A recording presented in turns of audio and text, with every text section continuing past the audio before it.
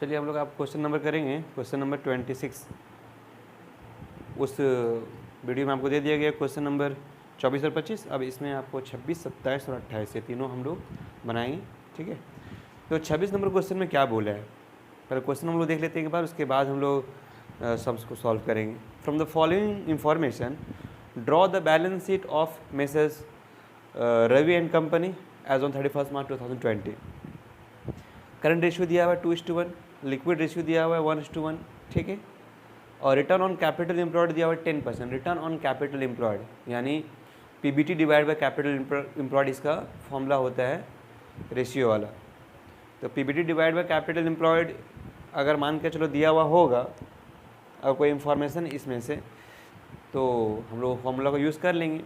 मगर ये आंसर दे दिया हुआ 10%, PBT divide by capital employed का आंसर दिया हुआ 10%। मतलब ये हो गया कि कैपिटल एम्प्लॉयड या पीबीटी ये दोनों में से कोई एक चीज़ हमको निकालना पड़ेगा। जब ये आंसर दिया हुआ है तो फिर आपको कोई मिसिंग फिगर निकालना पड़ सकता है। अब हम लोग सवाल में बैलेंस शीट पूछा है, तो बैलेंस शीट पूछा है तो इसमें ज़रूरत क्या पड़ता है, इसमें ज़रूरत पड़ता है आपका फिक्स्ड एसेट्स का, करंट एसेट्स का, करंट लायबिलिटीज़ का, शेयर होल्डर फंड का, ठीक है। Fixed assets plus current assets minus current liabilities अगर ये करते हैं तो हमारा कैपिटल एम्प्लॉयड आता है। तो कहीं ना कहीं इनडायरेक्टली कैपिटल एम्प्लॉयड का ज़रूरत पड़ता है हम लोगों को, अगर मान के चलिए ये फॉर्मूला को यूज़ किया जाए तब। देखेंगे आगे क्या पूछा है। प्रॉपर्टी प्लांट और इक्विपमेंट है 8:5, यानी अगर प्लांट प्रॉपर्टी और इक्विपमेंट को एक वर्ड में बोला जाए तो फिक्स्ड एसेट्स है, उसको हम लोग फिक्स्ड एसेट्स के नाम से जानते हैं। अब ये अकाउंटिंग स्टैंडर्ड बदलाव जब से आया है तो इसका नाम हो गया प्लांट प्रॉपर्टी और इक्विपमेंट हो गया। तो ये फिक्स्ड एसेट्स है आपका। तो फिक्स्ड एसेट्स टर्नओवर रेशियो दिया हुआ कितना, 8:5, यानी आपका फिक्स्ड एसेट्स टर्नओवर रेशियो जो है उस फॉर्मूला को अगर हम बोलें तो क्या था formula, turnover divide by fixed assets. तो टर्नओवर मान के चलिए आपका 8 हिस्सा है तो 5 हिस्सा क्या होगा, फिक्स्ड एसेट्स होगा, ठीक है। यानी 5 लाख फिक्स्ड एसेट्स तो 8 लाख टर्नओवर, ये इसका मतलब हुआ। क्लोजिंग स्टॉक जो है 12.5% ऑफ सेल्स है, यानी अगर सेल्स निकल जाएगा ना तो फिक्स्ड एसेट भी निकल सकता है, इसका मतलब ये हुआ। और अगर वहीं सेल अगर आ जाएगा तो फिर क्लोजिंग स्टॉक भी आ सकता है, क्योंकि सेल्स से अगर हम 12.5% मल्टीप्लाई करेंगे तो क्लोजिंग स्टॉक आ जाएगा, और वही सेल को अगर हम अप्लाई करेंगे फिर एसेट्स निकालने के लिए तो वो भी निकल सकता है आराम से। ओनर्स इक्विटी यानी proprietors fund to fixed assets 8:15, यानी आपका ओनर्स इक्विटी अगर 8 हिस्सा है तो फिक्स्ड एसेट्स कितना होगा, 15 हिस्सा। तो अगर एक बार फिक्स्ड एसेट निकल जाए तो फिर आपका ओनर्स इक्विटी भी निकल जाएगा, यानी प्रोप्राइटर्स फंड भी निकल जाएगा, ठीक है। डेटर टर्नओवर रेशियो, इसको तो मालूम है हम लोग निकालने के लिए तरीका क्या है, sales divide by average receivable. मगर यहाँ आंसर दिया हुआ है 1 मंथ, मंथ दे दिया हुआ है, कलेक्शन पीरियड दे दिया हुआ है। तो इसका मतलब क्या हुआ कि आपका जो भी सेल्स आएगा तो वो अपने आप में 12 महीना का होगा, तो उसमें 1 महीना का क्या बचता है, डेटर बचता है। तो 12 से आप डिवाइड करोगे और 1 से मल्टीप्लाई करोगे, डेटर आ जाएगा आपका। और डेट इक्विटी रेशियो कितना दिया हुआ, 5:4, यानी अगर टोटल कैपिटल एम्प्लॉयड है तो कैपिटल एम्प्लॉयड को अगर हम बांटें तो एक होता है प्रोप्राइटर्स फंड और एक होता है आपका लॉन्ग टर्म डेट। तो उसी चीज़ को अगर हम बांटेंगे, अगर कैपिटल एम्प्लॉयड मिल गया तो उसमें से 5 हिस्सा आपका डेप्ट होगा और 4 हिस्सा क्या होगा, आपका प्रोप्राइटर्स फंड होगा, ठीक है। और ये दोनों मिला के ही आपका बोला जाता है कैपिटल एम्प्लॉयड। प्रोप्राइटर्स फंड और आपका टोटल जो शेयर होल्डर लॉन्ग टर्म डेप्ट है, प्रोप्राइटर्स फंड और लॉन्ग टर्म डेप्ट है, ये दोनों जोड़ के अगर हम बोलेंगे तो क्या बोला जाएगा, वो कैपिटल एम्प्लॉयड है आपका, ठीक। For the year ended 31 March 2020 Mrs Ravi and company made profit of 1 lakh, यानी प्रॉफिट कितना है, 1 लाख आया। और ये जो 1 लाख प्रॉफिट है वो after paying interest, after paying interest मतलब इंटरेस्ट पे करने के बाद, ठीक है, on term loan but before tax, but tax payment करने से पहले का ये प्रॉफिट दिया हुआ है, ठीक। इंटरेस्ट के बाद है बट टैक्स से पहले का प्रॉफिट है। आइए, tax paid for the year कितना दिया हुआ है, 40,000 का टैक्स पे किया है। और आपका बैंक बैलेंस स्टूड कितना दिया हुआ है, 1 लाख। थोड़ा सा इसको हम अभी डिस्कस नहीं करेंगे, प्रॉफिट वाला भी डिस्कस करेंगे, एक सवाल पढ़ लेते हैं। बैंक बैलेंस दिया हुआ है 1 लाख, और स्टॉक छोड़कर डेटर भी है और कैश एट बैंक भी है और स्टॉक भी। ये 3 चीज़ आपका करंट एसेट, मतलब अगर आपका करंट एसेट अगर निकल जाता है तो आप स्टॉक भी निकालोगे, डेटर भी निकालोगे और कैश एट बैंक भी निकालोगे। अच्छा, अगर सोचिए कि आपका नेट प्रॉफिट जो दिया हुआ है वो इंटरेस्ट लेस करने के बाद दिया हुआ है, यानी 1 लाख रुपया। इंटरेस्ट कितना है भाई? 1,20,000 और बिफोर टैक्स, और टैक्स लेस करने के पहले ये प्रॉफिट दिया हुआ है। अगर मान के चलो इस इंटरेस्ट को जोड़ दें, अगर 1 लाख में से अगर हम 1,20,000 को जोड़ देंगे इंटरेस्ट, तो मेरा EBIT कितना आ जाएगा? 1 लाख रुपया आ जाएगा, नहीं 2,20,000 रुपया आ जाएगा। उसमें से अगर हम टैक्स लेस कर देंगे तो कितना आएगा यहाँ पे आपका? 1,80,000।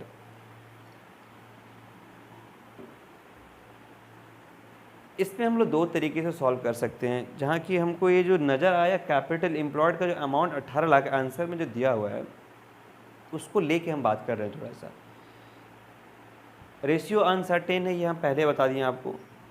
इंफॉर्मेशन जैसा दिया हुआ रहता है वैसे ही हम लोग सॉल्व करते हैं, ठीक है ना। कोई भी रेशियो फिक्स्ड नहीं होता, ठीक। अभी यहाँ आप कैपिटल एम्प्लॉयड वाला जो रेशियो वाला फॉर्मूला है उसमें आप PBT divide by capital employed करोगे, वो भी सही है। EBIT डिवाइड बाय PBT करोगे, EBIT divide by capital employed करोगे, वो भी सही है। और ये जो 18 लाख है उसके हिसाब से एक तो फॉर्मूला है, तो उसमें भी तो ये फॉर्मूला है, profit after tax but before interest, ठीक है ना। Profit after tax but before interest, तो ये भी फॉर्मूला है हमारा, ठीक है ना। तो profit after tax but before interest कैसे होगा? देखिएगा आप, जहाँ फॉर्मूला का पेज है वहाँ आप पलट के देखोगे तो उसमें आपका 3 फॉर्मूला दिया हुआ है रिटर्न ऑन कैपिटल एम्प्लॉयड का। बेहतर फॉर्मूला है आपका PBT divide by capital employed या फिर EBIT divide by capital employed, ये दोनों में से कोई भी अप्लाई कीजिएगा चलेगा, ठीक है ना।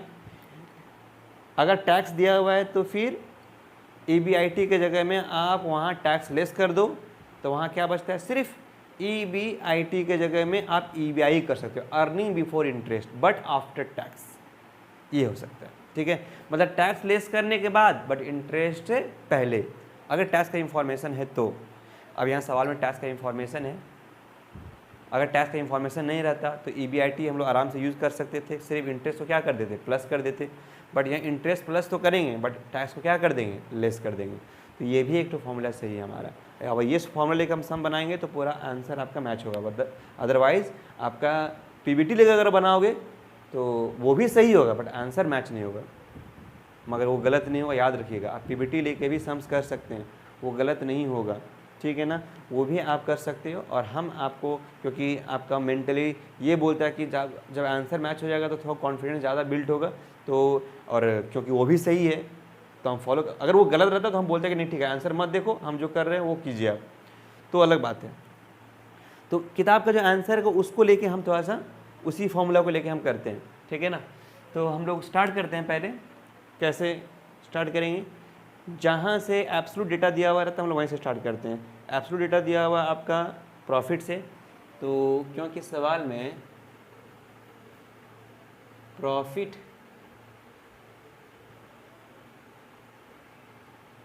After interest but before tax कितना दिया हुआ है? 1 लाख। तो देयरफॉर नेट प्रॉफिट बिफोर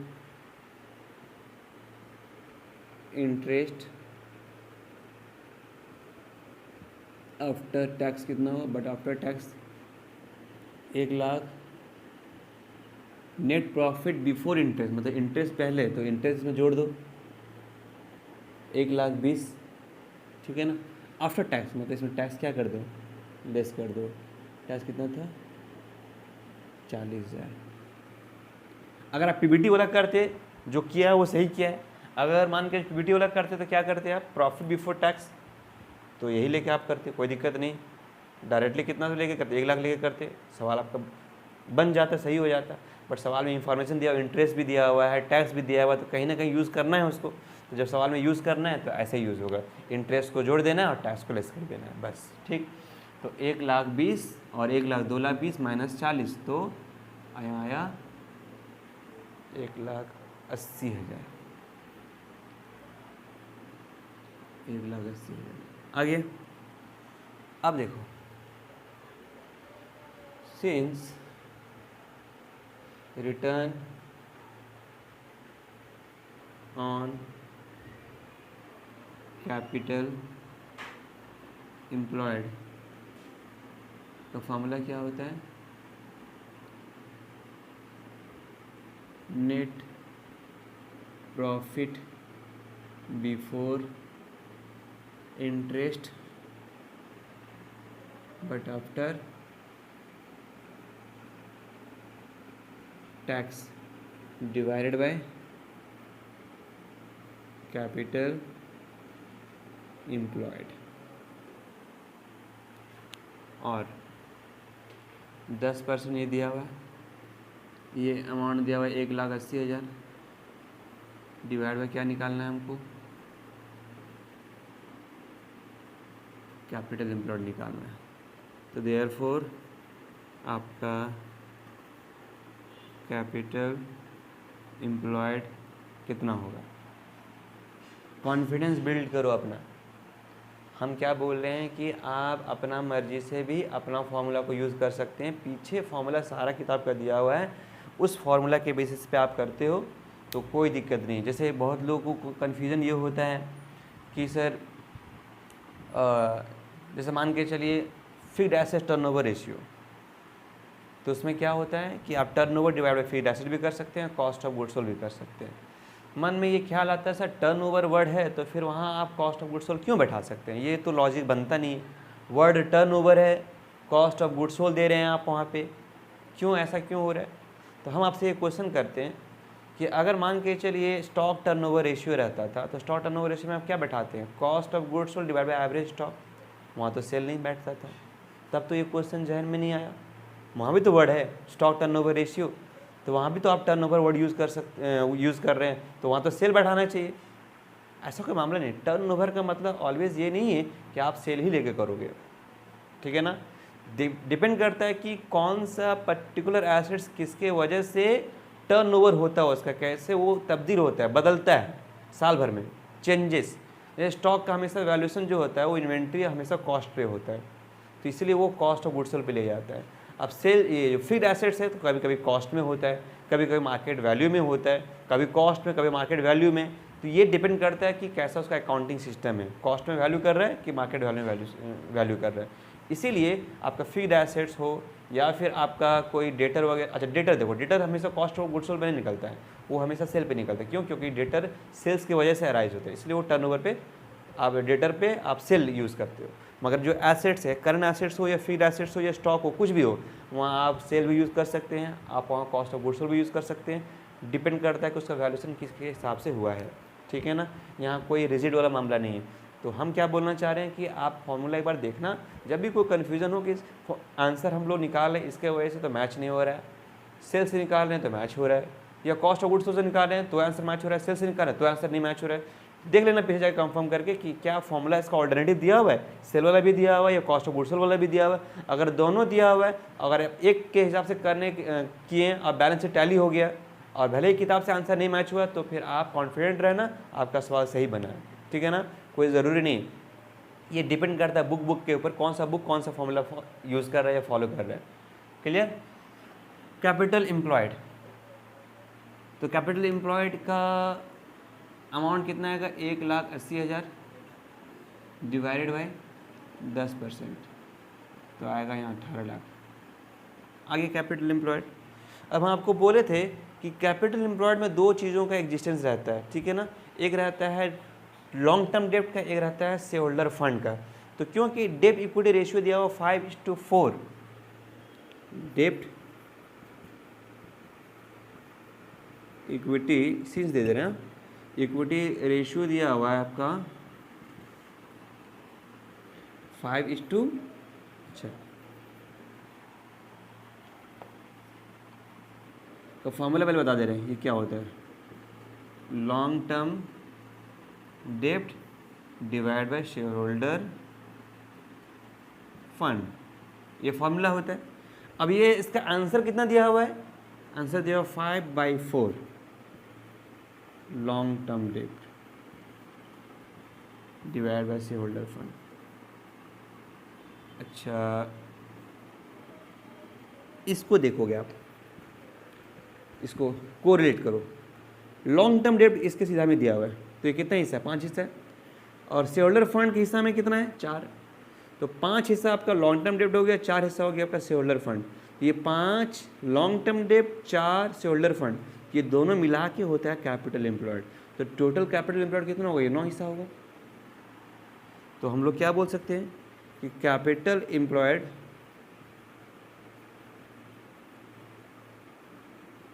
क्योंकि आपका लॉन्ग टर्म डेब्ट प्लस शेयर होल्डर फंड, ये दोनों मिला कैपिटल एम्प्लॉयड होता है। तो ये है आपका कितना हिस्सा, 5 हिस्सा। तो शेयर होल्डर फंड कितना होगा, 4 हिस्सा। तो ये हिस्सा मिला कितना होगा, 9 हिस्सा। तो देयरफॉर, अच्छा और करके दे रहे, कैपिटल एम्प्लॉयड निकला मेरा 18 लाख।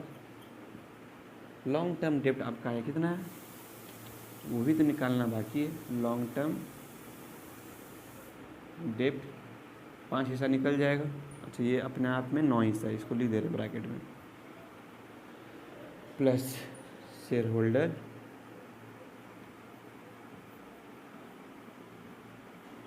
चार हिस्सा। तो देयरफॉर लॉन्ग टर्म डेब्ट इज इक्वल टू कितना होगा, 18 लाख। ये अपने आप में 9 हिस्सा है, तो 5 हिस्सा कितना होगा, ठीक है 10 लाख, ठीक है। ये लॉन्ग टर्म डेट आ गया। और फिर क्या है, share holder fund 18 lakh into 4/9, तो कितना आएगा इसका, 8 लाख। ये दो चीज़ आपको मिला, लॉन्ग टर्म डेब्ट और शेयर होल्डर फंड। और यही शेयर होल्डर फंड के हिसाब से आप फिक्स्ड एसेट भी निकाल सकते हो। कैसे, क्योंकि फिक्स्ड एसेट्स 15 हिस्सा है, तो ओनर्स इक्विटी कितना है, 8 हिस्सा है। तो अगर ये 8 हिस्सा है तो फिक्स्ड एसेट कितना होगा, 15 हिस्सा, तो यानी 15 लाख, ठीक है। इसके बाद वही यूज़ करते हैं हम लोग। इतना उतार लीजिए आप, हम ऊपर से धीरे धीरे मिटा रहे हैं।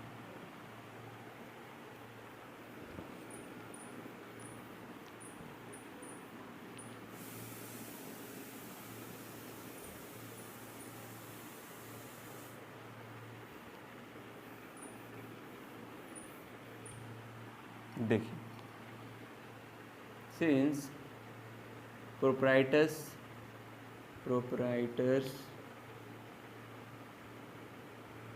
फंड इज इक्वल टू क्या होता है,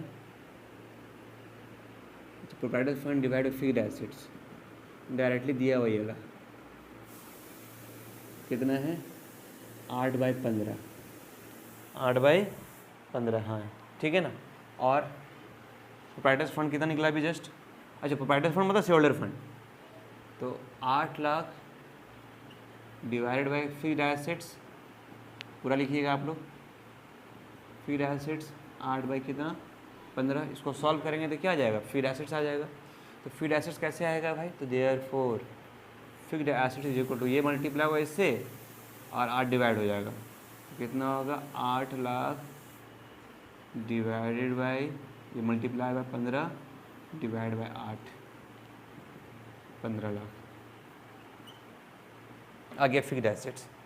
और क्योंकि एक बार फिक्स्ड एसेट्स आ गया, तो फिक्स्ड एसेट के जरिए से आप निकाल सकते हो टर्नओवर। क्यों, क्योंकि प्लांट प्रॉपर्टी इक्विपमेंट का मतलब ही होता है फिक्स्ड एसेट्स, ठीक है। तो fixed assets divide bye turnover ratio जो फॉर्मूला दिया हुआ है वो 8:5 दिया हुआ है, तो उसको आप नेक्स्ट टाइम यूज़ कर रहे हैं हम लोग। सब आप डेटा याद रखोगे। ये फिक्स्ड एसेट 15 लाख आया हमारा, ये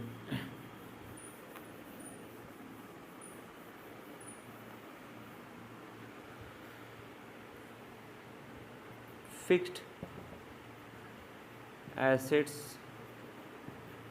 टर्नओवर रेशियो का फॉर्मूला होता है क्या, टर्नओवर। देखो अब यहाँ क्या है कि जैसा अब सवाल में इंफॉर्मेशन है वैसा यूज़ हो रहा है, कॉस्ट ऑफ गुड्स तो है नहीं, तो आप देखो यहाँ हम लोग टर्नओवर का यानी सेल्स का हम लोग फॉर्मूला यूज़ कर रहे हैं, तो turnover divided by fixed assets, तो turnover divide by fixed assets का जो आंसर दिया हुआ था वो कितना था, 8/5 टर्नओवर निकालना है, और फिक्स्ड एसेट जस्ट निकला अभी कितना 15 लाख, तो therefore turnover is equal to क्या हो जाएगा, 15 lakh multiply by 8 divide by 5।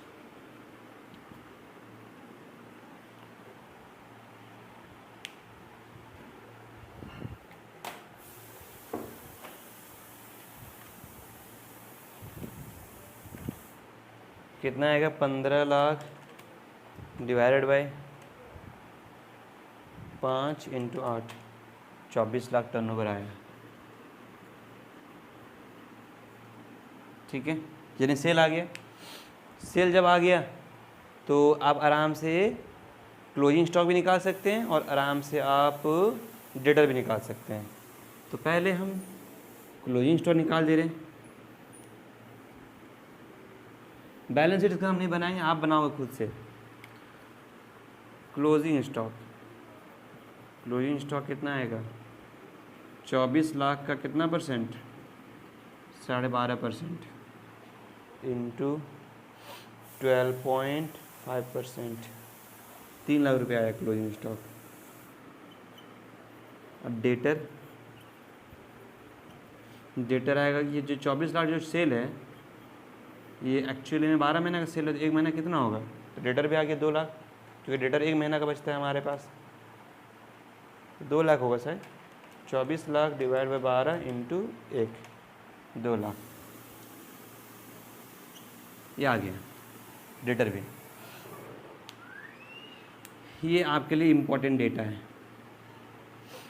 Closing stock से हम लोग करंट एसेट्स और करंट लायबिलिटीज निकालेंगे उल्टा बैक कैलकुलेशन करके।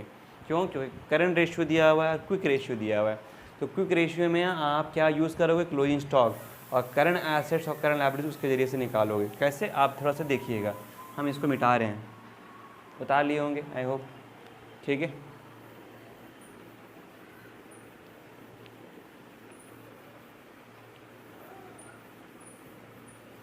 एक बार करंट रेशियो का फॉर्मूला लिख के देखते हैं कि क्या उसमें डेटा मिलता है हम लोगों को। करंट रेशियो का फॉर्मूला लिखें तो क्या होता है, CA/CL यानी 2/1 दिया हुआ है, CA/CL ये फॉर्मूला है हम लोगों का। ठीक है, ये हो गया करंट रेशियो का फॉर्मूला। अब अगर मान के चलो CA तुमको बोले कितना है, तो आप क्या बोलोगे, 2CL बोलिएगा, नहीं बोलिएगा। CA का मतलब क्या हो गया, 2CL हो गया। तो अब हम इसी चीज़ को क्विक रेशियो में यूज़ करके देखते हैं। क्विक रेशियो में अगर यूज़ करेंगे यानी लिक्विड रेशियो, क्विक रेशियो का मतलब क्या होता है, लिक्विड रेशियो, हम यहाँ क्विक लिख दिए, लिक्विड भी लिख सकते हैं, आपको दिक्कत नहीं। CA माइनस क्या होता है, स्टॉक होता है, डिवाइड बाय CL होता है। बैंक ओवरड्राफ्ट नहीं है तो बैंक ओवरड्राफ्ट हम लोग नहीं लेंगे। तो क्विक रेशियो का आंसर दिया हुआ कितना, 1:1 मतलब 1/1। CA का मतलब क्या होता है, 2CL। स्टॉक का मतलब अभी कितना आया, 3 लाख रुपया, तो एक क्लोजिंग स्टॉक हम ऑलरेडी निकाल चुके हैं, और नीचे CL बैठेगा। ठीक है, यहाँ तक तो क्लियर होगा। तो अगर आप इसको सॉल्व करोगे इस इक्वेशन को, तो यहाँ 2CL आएगा माइनस 3 लाख रुपया आएगा, is equal to CL। CL इधर आ गया, 3 लाख उधर चला गया, तो ओनली CL बचेगा, या पूरा लिख दे रहे हैं हम, CL minus CL, 2CL minus CL, और 3 लाख उधर चला गया मतलब प्लस में आ गया, तो only CL is equal to कितना होगा, 3 लाख।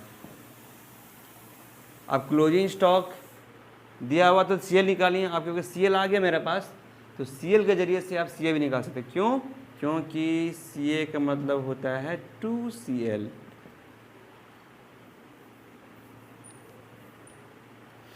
तो 2CL मतलब 2 इंटू 3 लाख, तो आपका टोटल करंट एसेट कितना आ गया, 6 लाख आ गया। अब क्योंकि तुमको डेटर का बैलेंस मालूम था, है ना, स्टॉक का बैलेंस मालूम था, तो सीए का मतलब क्या होता है, स्टॉक भी होता है प्लस डेटर भी होता है प्लस कैश एट बैंक भी होता है, ठीक है ना, और प्लस अदर करंट एसेट्स भी होता है, अदर करंट एसेट्स। अच्छा, अदर करंट एसेट्स मिलेगा, नहीं मिलेगा, नील होगा। क्यों, देखना, क्योंकि सीए कितना था हमारा, 6 लाख, ठीक है।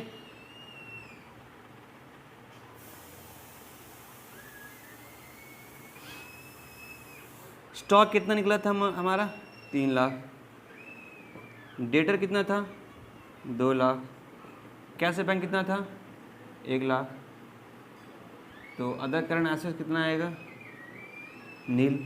तो देयरफॉर अदर करंट एसेट्स क्या होगा, नील। क्लियर हो गया। क्लोजिंग स्टॉक के जरिए से सीएल निकाल लिए, ठीक है ना, और सीएल निकाल लिए तो सीए भी निकल गया। हालांकि ये सीए निकाल के प्रूफ किए कि इस सीए में सिर्फ स्टॉक है, डेटर और कैश एट बैंक है। अगर ये 1 लाख रुपये कैश एट बैंक बैलेंस नहीं दिया हुआ रहता तो हम लोग उसको भी निकाल सकते थे। जहाँ आप अदर करंट से लिखे थे वहाँ सिर्फ आप कैश एट बैंक लिख के छोड़ देते तो आपका बैलेंस फिर 1 लाख रुपया आ जाता। इसमें दे दिया तो कोई दिक्कत नहीं है, आपका सवाल बन गया। तो शेयर होल्डर फंड आपका कितना आया था टोटल, जो भी आया था शायद 8 लाख आया था, तो 8 लाख शेयर होल्डर फंड हो गया। ऊपर में बैठा हुआ शेयर होल्डर फंड पूरा, फिर लॉन्ग टर्म डेप्ट 10 लाख बैठाइएगा, फिर करंट लायबिलिटीज बैठाइएगा, तो आपका लायबिलिटी साइड में आ जाएगा। एसेट साइड में क्या बैठेगा, फिर एसेट्स, और करंट एसेट्स में क्या बैठेगा, आपका स्टॉक बैठेगा, डेटर बैठेगा और कैश एट बैंक बैठेगा। बस आपका बैलेंस शीट टैली हो जाएगा। क्लियर हो गया। अब क्वेश्चन नंबर 27, अब question number 27,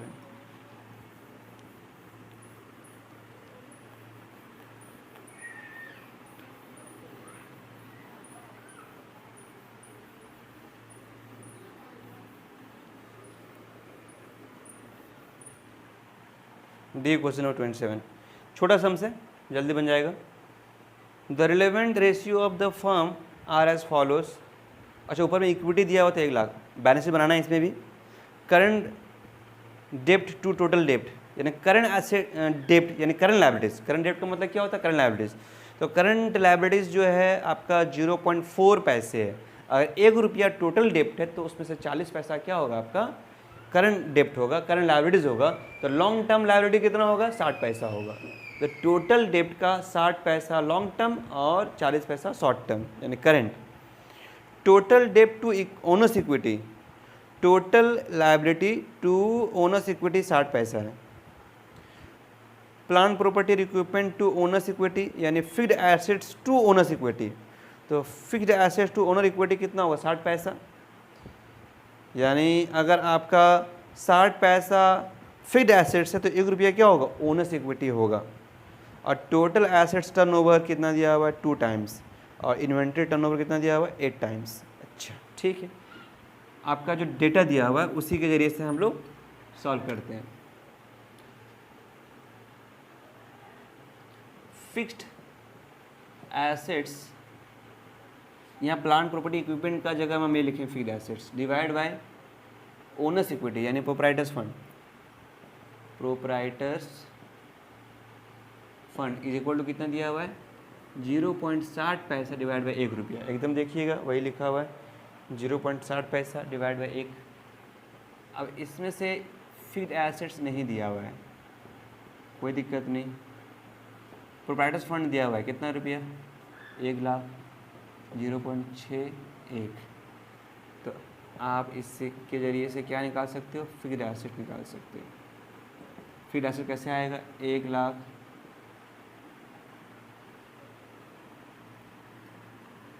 multiply by 0.6 divide by 1 कितना होगा, 60,000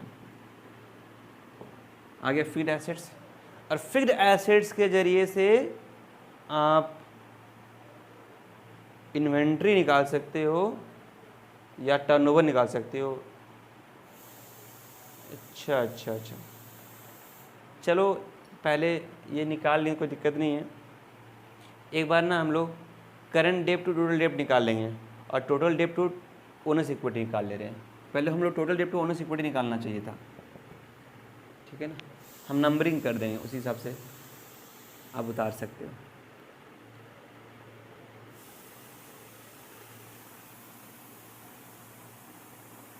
टोटल डेब्ट divide by proprietors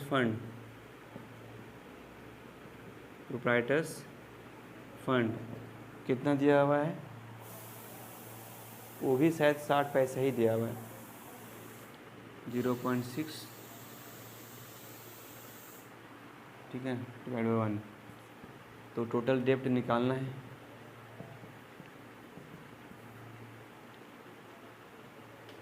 divide by proprietors fund मतलब कितना, 1 लाख, 0.6 डिवाइड बाय 1। तो देयरफॉर टोटल डेब्ट इज इक्वल टू कितना हो जाएगा, इसको सॉल्व कर, सेम ऊपर जैसा है तो यहाँ पे कितना आएगा, 60,000 आएगा, ठीक है। पहले इसको कर लीजिएगा। और टोटल डेब्ट अगर आपको मिल गया 60,000, तो टोटल डेब्ट में से करंट डेब्ट कितना है, 40 पैसा। करंट डेब्ट जो है, डेब्ट डिवाइड बाय टोटल डेब्ट कितना है, 40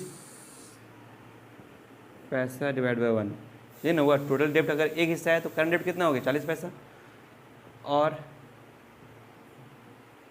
करंट डेब्ट निकालना है और टोटल डेब्ट कितना निकला अभी जस्ट, 60,000, 0.41।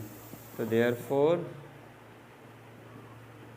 करंट डेट पता चल गया कितना, डायरेक्टली दे दें सॉल्व करके, 60,000 का इंटू 40 पैसा, 24 मतलब 24,000। अच्छा, टोटल डेट में से अगर करंट डेट 24,000 है तो लॉन्ग टर्म डेट कितना होगा, 36,000। तो देयरफॉर लॉन्ग टर्म डेब्ट का मतलब क्या होता है, टोटल डेब्ट माइनस करंट डेब्ट। टोटल डेब्ट कितना आया, 60,000 माइनस डेब्ट है, यहाँ लायबिलिटीज नहीं, डेब्ट है, डेब्ट याद रखोगे, माइनस 24,000 कितना आ गया, ठीक है। ये सेकंड में आप लिखोगे, ये अभी नहीं, हाँ, first second third working. Total liability का मतलब क्या होता है, टोटल लायबिलिटी का मतलब होता है लायबिलिटी साइड का पूरा आइटम, मतलब उसमें प्रोप्राइटर फंड भी आएगा। डेब्ट मतलब प्रोप्राइटर फंड नहीं होता है, प्रोप्राइटर फंड अलग है और डेब्ट अलग है। डेब्ट में शॉर्ट टर्म और लॉन्ग टर्म डेब्ट हो सकता है, और वहीं शॉर्ट टर्म और लॉन्ग टर्म डेब्ट मिला देंगे तो टोटल डेब्ट आ जाएगा। तो टोटल डेब्ट और प्रोप्राइटर्स फंड मिला देंगे तब आएगा आपका टोटल लायबिलिटी साइड का हिस्सा आ जाएगा। यानी टोटल लायबिलिटी का मतलब क्या हो गया, प्रोप्राइटर फंड प्लस टोटल डेब्ट, टोटल डेब्ट। प्रोप्राइटर फंड था 1 लाख प्लस टोटल डेब्ट कितना था, 60,000। तो आपका लायबिलिटी साइड में टोटल कितना आ गया, 1,60,000। यानी ये एसेट्स लायबिलिटी साइड का ये टोटल इतना होगा आपका बैलेंस शीट में। तो लायबिलिटी साइड में बैठा होगा तो क्या होगा, प्रोप्राइटर्स फंड यानी शेयरहोल्डर फंड में बैठेगा 1 लाख रुपये, लॉन्ग टर्म डेब्ट कितना बैठेगा, 36,000, और शॉर्ट टर्म डेब्ट यानी करंट लायबिलिटीज में कितना बैठेगा, 24,000 रुपये। लायबिलिटी कंप्लीट हो गया, ठीक है। अब ये हमको क्यों निकालना पड़ा, क्योंकि टोटल लायबिलिटी का मतलब होता है टोटल एसेट्स, और टोटल एसेट्स निकल जाएगा हमारा तभी आप करंट एसेट निकाल सकते हो। क्योंकि देखो आपका सवाल में टोटल एसेट टर्नओवर रेशियो दिया हुआ है। तो हम अगर मान के चलो ऐसा बोलेंगे कि टोटल सीन्स, टोटल एसेट्स का मतलब होता है total liabilities, total liabilities is equal to 1,60,000। आगे टोटल लायबिलिटीज, टोटल एसेट्स, तो टोटल एसेट के जरिए से ना निकाल सकते हैं आप टर्नओवर, ठीक है ना।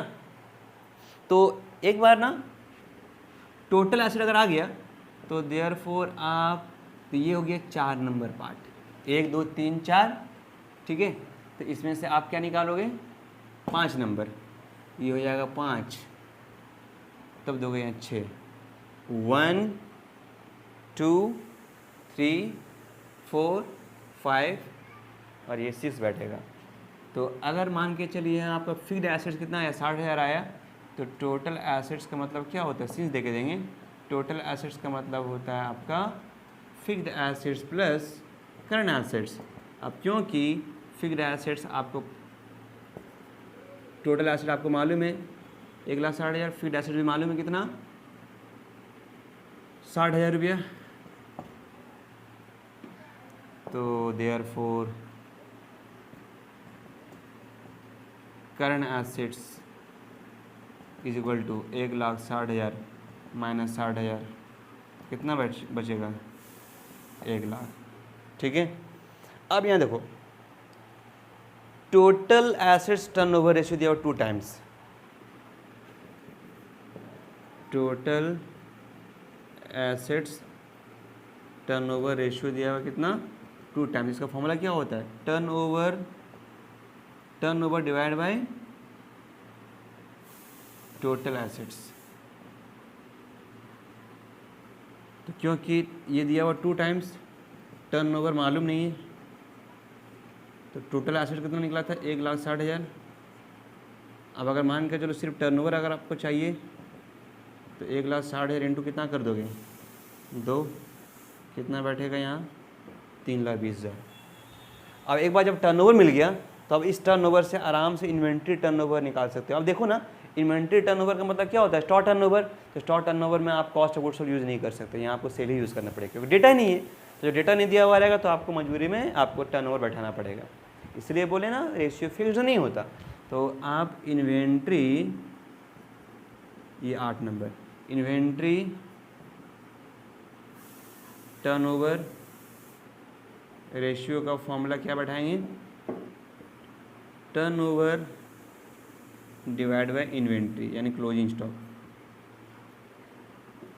ठीक है। तो ये कितना दिया हुआ था, कितना टाइम्स, 8 टाइम्स दिया हुआ था, 8 है, टर्नओवर 3,20,000 आया, और ये इन्वेंट्री हमको निकालना था। तो देयरफॉर सिर्फ इन्वेंट्री कितना आएगा, 32, 3,20,000 डिवाइड बाय 8, मतलब हो जाएगा यहाँ 40,000 रुपये। और एक बार जब आपका इन्वेंट्री मिल जाए ना तो 9 नंबर में आप अदर करंट एसेट भी निकाल सकते हैं। कैसे निकालोगे, टोटल करंट एसेट था 1,00,000, माइनस उसमें से क्लोजिंग स्टॉक लेस कर देंगे तो कितना बचेगा, 60,000 रुपया। तो आपका एसेट भी पूरा टैली हो गया। ये आपका रहा क्वेश्चन नंबर 27, इसको उतार लीजिएगा। हाँ, आइए क्वेश्चन नंबर आप करोगे, इसको मिटा दे रहे वरना आपका ध्यान बार बार यहाँ जाएगा। क्वेश्चन नंबर आप 28 करेंगे।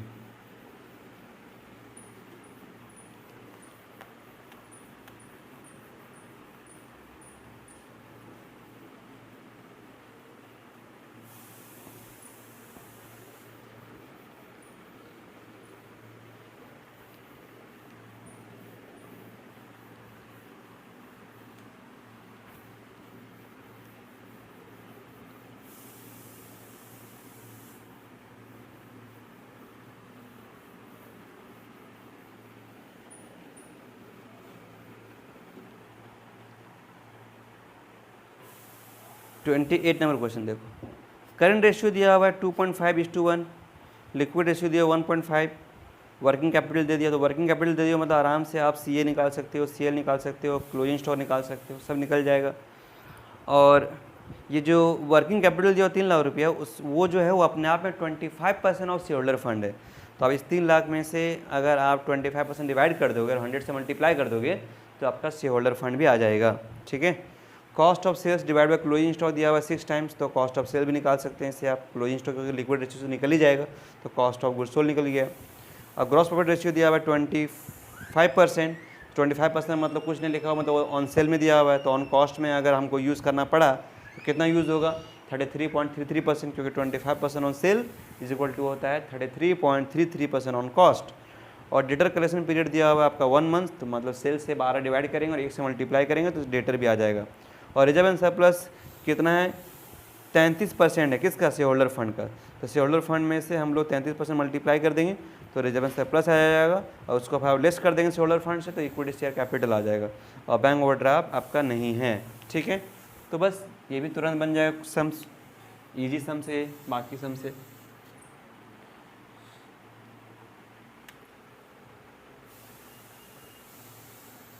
एक बार वर्किंग कैपिटल का मतलब बताओगे? अच्छा, वर्किंग कैपिटल के बारे में बाद में बताएंगे आपको, पहले बताओ करंट रेशियो का मतलब क्या होता है। करंट रेशियो का मतलब होता है CA/CL। रेशियो कितना दिया हुआ है 2.5:1, 2.5:1 यानी CA/CL हो गया।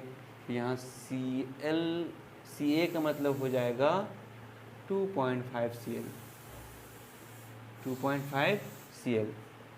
अब यहाँ लिखेंगे सिंस वर्किंग कैपिटल का मतलब क्या होता है, उसे याद रखोगे आप।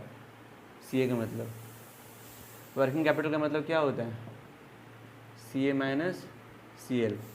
CA की जगह में ये बैठेगा। वर्किंग कैपिटल कितना अमाउंट दिया हुआ है आपका 3 लाख। CA कितना है 2.5 CL माइनस CL, तो 1.5 CL का मतलब क्या हो गया 3 लाख। तो ओनली CL मतलब 3 lakh divide by 1.5, 3 lakh divide by 1.5, 2 lakh आ गया करंट लायबिलिटीज। तो देयरफॉर CA का मतलब होता है 2.5 CL, मतलब 2.5 इंटू 2 लाख इंटू 2.5, 5 लाख आपका CA भी आ गया। और लिक्विड रेशियो का मतलब CA minus stock divide by CL।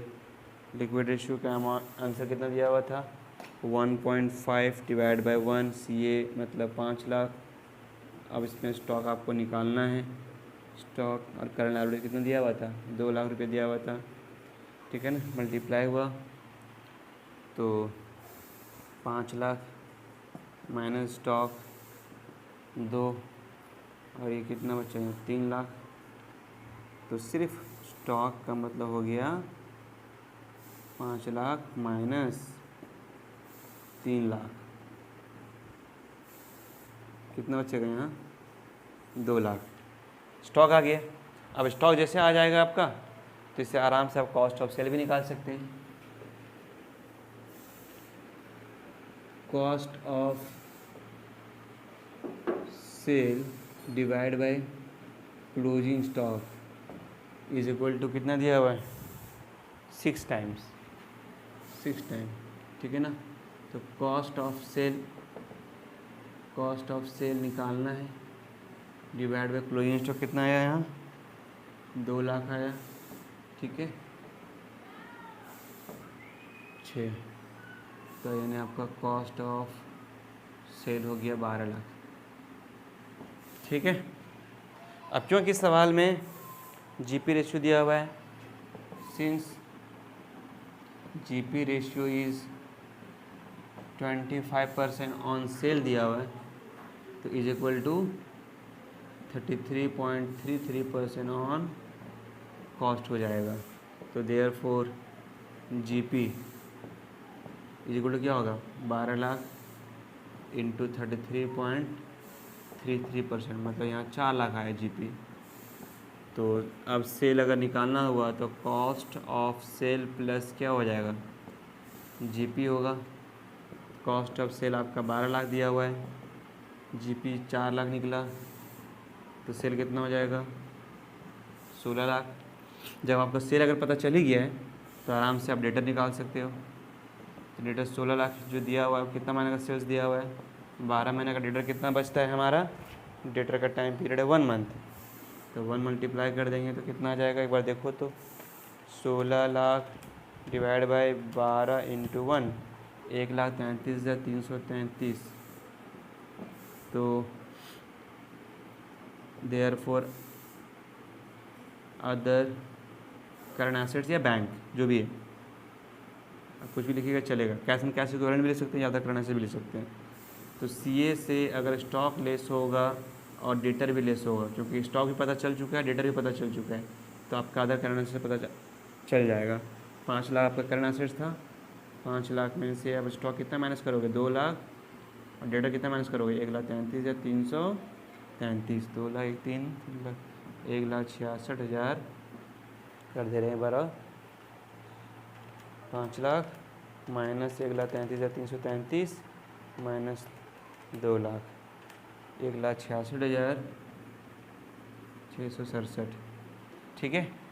अब क्योंकि आपका सवाल में शेयर होल्डर फंड दिया हुआ है, कितना दिया हुआ नहीं, वर्किंग कैपिटल से निकल जाएगा।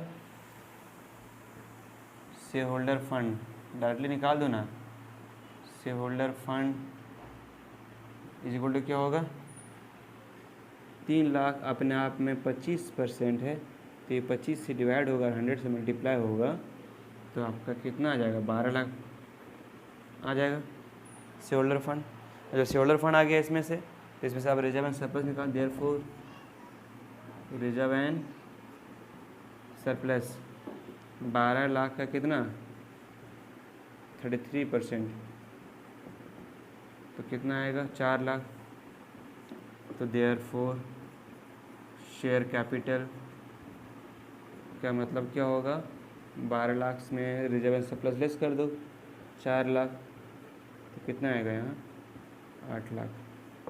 तो शेयर कैपिटल मिल गया, रिजर्व एंड सरप्लस भी मिल गया, करंट लायबिलिटीज भी मिल गया, एसेट में फिक्स्ड एसेट्स। अच्छा, वो इजी निकल जाएगा, कोई दिक्कत नहीं है। इसको मिटा दे रहे थोड़ा सा, फिक्स्ड एसेट निकाल दे रहे हैं आपका।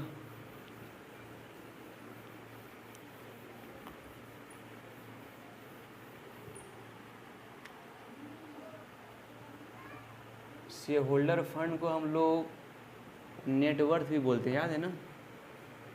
इज इक्वल टू क्या होता है, fixed assets plus working capital, ठीक है ना।